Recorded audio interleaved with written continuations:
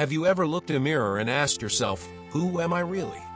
Not just your name, not just where you're from or what you do, but deep down, who are you? Where do your thoughts, emotions, and physical body all fit into your identity?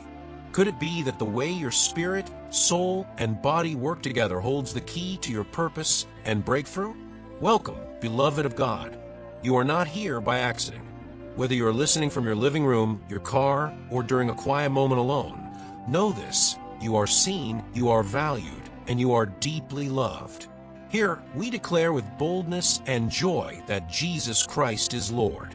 And where He is Lord, there is liberty, there is peace, and there is truth. Let us begin by turning our hearts to God in a moment of thanksgiving, praise, and worship. Heavenly Father, Almighty God, we come before you with hearts full of gratitude. You are the Alpha and the Omega, the beginning and the end. There is no one like you. You formed us in our mother's womb and breathed life into our spirit. You gave us a soul to feel, think, and choose, and a body to walk this earth and carry out your purpose. We honor you, King of Kings and Lord of Lords. Thank you for your unending love, your mercies that are new every morning, and the gift of your Holy Spirit. Father, we ask you now to open our hearts. Help us to receive your word with joy and understanding. Let your Holy Spirit move through this message, illuminating every corner of our minds and softening every part of our hearts. Give us wisdom to apply what we hear, so that our lives are transformed, revived, and made whole. Let the words that are spoken here be like seeds planted in good soil, bearing much fruit for your glory. In Jesus' mighty name we pray. Amen. Now take a deep breath.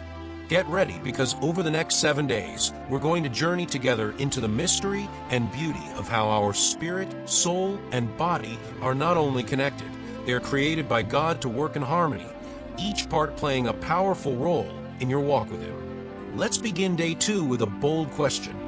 What voice are you listening to the most? The voice of your spirit, your soul, or your body? Proverbs 4 verse 23 tells us, above all else, guard your heart, for everything you do flows from it. The heart in Scripture is often used to describe the center of your being, your soul and spirit combined. But what if the voice of your body or wounded soul is drowning out the Spirit of God speaking through your reborn spirit? The soul is powerful. It's the seat of your personality. It remembers, it imagines, it decides. But it's also easily influenced. It can be shaped by past trauma, current culture, or carnal desires. That's why Romans 8 verse 6 says, the mind governed by the flesh is death, but the mind governed by the Spirit is life and peace.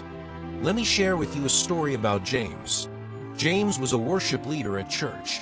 On Sunday mornings, his hands were lifted high, his voice filled the room, and people were moved to tears.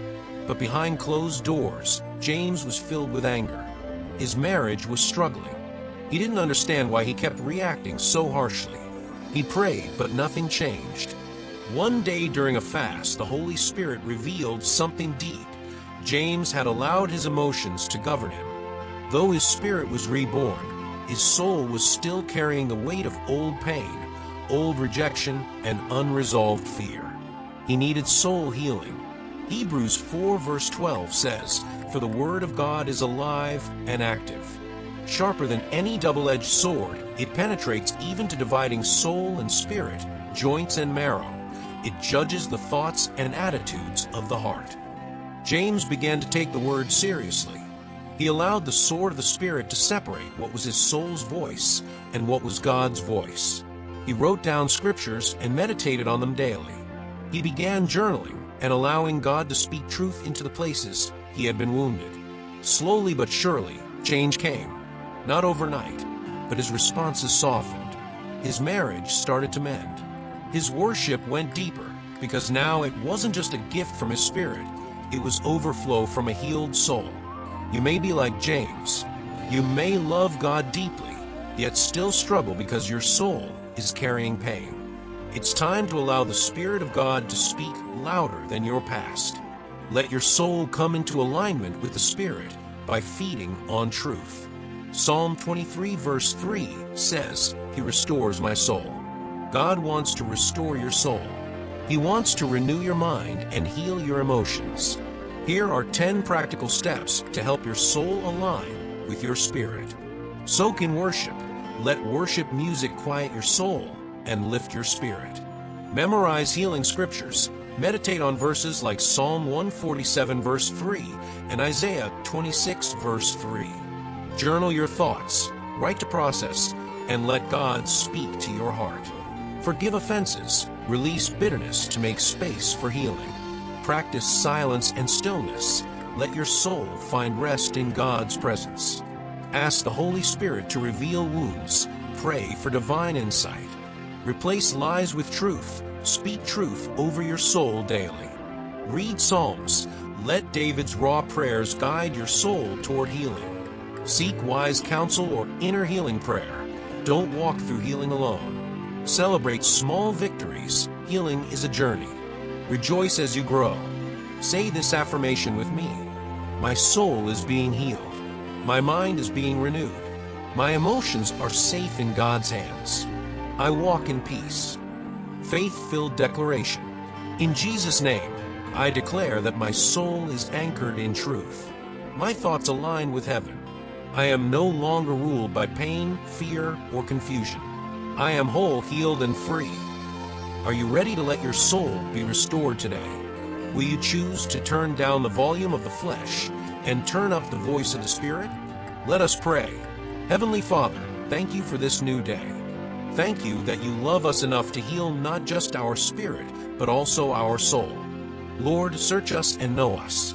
Shine your light on any part of our soul that is wounded or out of alignment. Pour in your truth. Renew our minds, heal our emotions, and help us walk in the wholeness you intended. Let your word divide between soul and spirit and help us recognize your voice clearly. Thank you for your faithfulness. Thank you for restoration. And if anyone listening has never invited you, Jesus, into their heart, let this be the moment. If that's you, pray this with me. Lord Jesus, I confess I am a sinner. I need your grace. I believe you died and rose again. I receive you now as my Lord and Savior. Heal me, fill me, transform me. In Jesus' name, amen. If you just prayed that prayer, welcome into the family of God. I encourage you to find a local church that teaches Jesus Christ as Lord and helps you grow in the Word. As you reflect today, ask yourself, what thought patterns or emotional wounds do I need to bring to God for healing? Invite the Holy Spirit to show you. And remember to like, share, and subscribe to the channel where you will encounter God through His Word and never miss a moment of what He is doing here. Let's keep spreading the fire together. You are deeply loved, completely seen, and never forgotten. Until next time, stay open, stay hungry, and let God restore your soul.